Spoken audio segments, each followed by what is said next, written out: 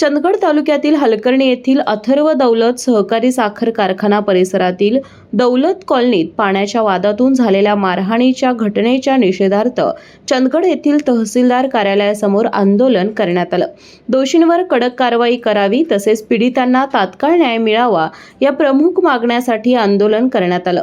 3 April रोजी दौलत कॉलनीत पाण्याच्या कारणावरून झालेल्या वादातून अनुसूचित जातीतील तरुण आणि त्याच्या आईला मारहाण केल्याची घटना घडली होती। या प्रकरणी चंदगड पोलीस ठाण्यात संबंधित कलमांसह अनुसूचित जाती जमाती अत्याचार प्रतिबंधक कायदा 1989 अंतर्गत गुन्हा दाखल झाला आहे। मात्र आरोपींवर तात्काळ कठोर कारवाई होत नसल्याचा आरोप आंदोलकांनी केला। दरम्यान अथर्व दौलत सहकारी साखर कारखान्यातील कामगारांनी आपल्या विविध मागण्यांसाठी सुरू केलेलं आमरण उपोषणही 4थ्या दिवशी कायम ठेवलंय। प्रशासनाने अद्याप ठोस भूमिका न घेतल्यानं उद्यापासून कामगारांचे कुटुंबीय उपोषणस्थळी उपस्थित राहून आंदोलन अधिक तीव्र करणार असल्याचा इशाराही यावेळी देण्यात आला। यावेळी मोठ्या संख्येने ग्रामस्थ उपस्थित होते।